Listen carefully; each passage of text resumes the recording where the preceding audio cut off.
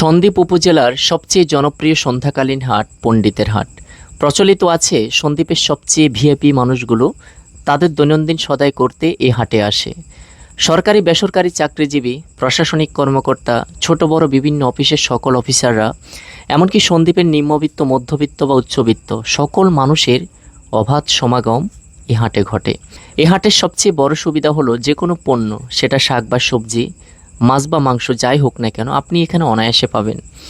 বিভিন্ন ধরনের সামুদ্রিক মাছ, পুকুরে মাছসহ সামুদ্রিক কাঁকড়া, দেশি হাঁস মুরগি, বিভিন্ন জাতের পোলট্রি মুরগি সহ সকল চাহিদা এই হাট থেকে আপনি পূরণ করতে পারবেন।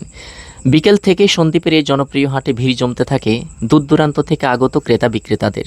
যতই সময় গড়াতে থাকে ততই বাড়তে থাকে এই হাটের বেচাকেনা। ক্রেতাগণ নিজেদের পছন্দের যে কোনো পণ্য এই হাটে পেয়ে যায় বলে দিন দিন এই হাটের জনপ্রিয়তা বেড়েই চলেছে। সন্দ্বীপ উপজেলার এই বিখ্যাত ঐতিহ্যবাহী হাটের অবস্থান মুছাপুরি ইউনিয়নে। সন্দ্বীপের গুরুত্বপূর্ণ মোড় এনামনাহার মোড় থেকে একটু দক্ষিণ দিকে দেলোয়ারখা সড়ক ধরে এগুলেই এই হাটে পৌঁছে যাওয়া যায়। সন্দ্বীপের প্রয়োজনীয় এই হাটে সব কিছু পাওয়া সহজলভ্য হলেও এই হাটের সবচেয়ে খারাপ দিক হলো জিনিসপত্রের উচ্চমূল্য। লোকমুখে শোনা যায় সন্দ্বীপের অন্যান্য হাটের তুলনায় এই হাটে মাছের দাম তুলনামূলকভাবে একটু বেশি।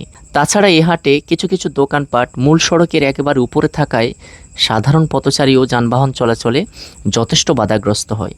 এমনকি ক্রেতা বিক্রেতা সরাসরি রাস্তায় ভিড় করে বলে বাজার চলাকালীন সময়ে সড়কের ভারসাম্য নষ্ট হয়।